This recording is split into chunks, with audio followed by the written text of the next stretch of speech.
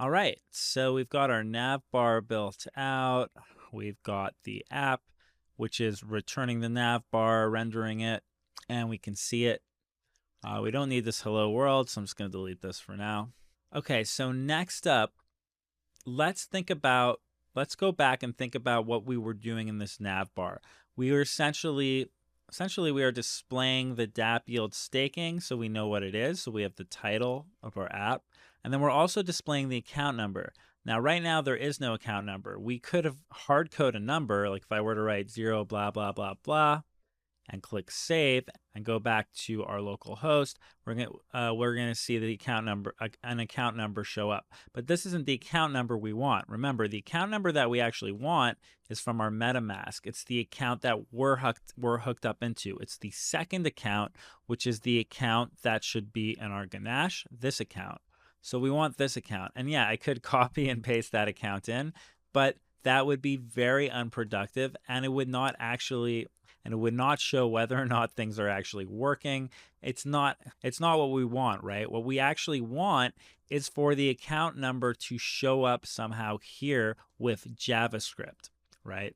So how do we do that? How do we get the account number? Well, this is where props and state come into React. This is how we take JavaScript. This is how we take our application and make it dynamic.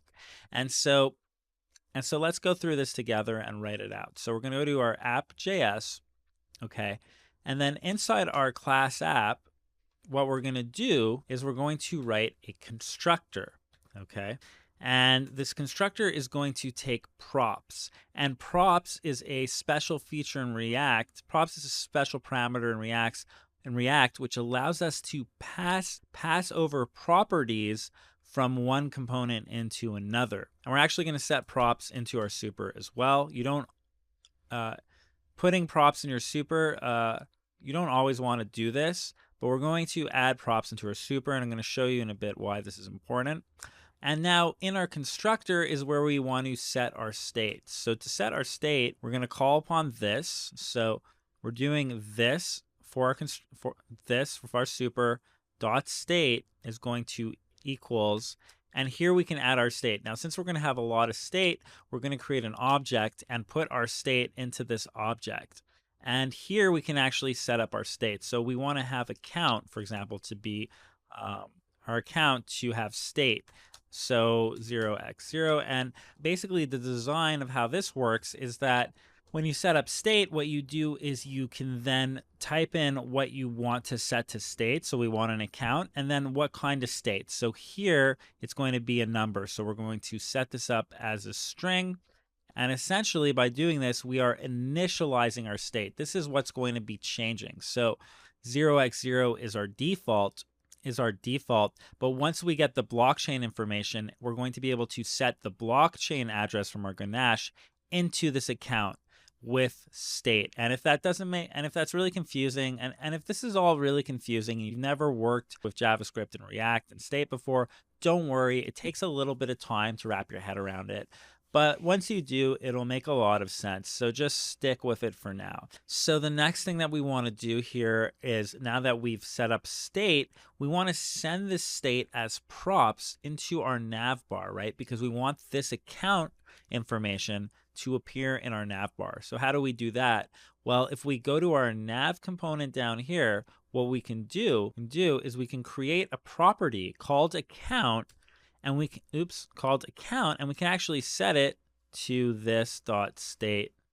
It's got to be equal.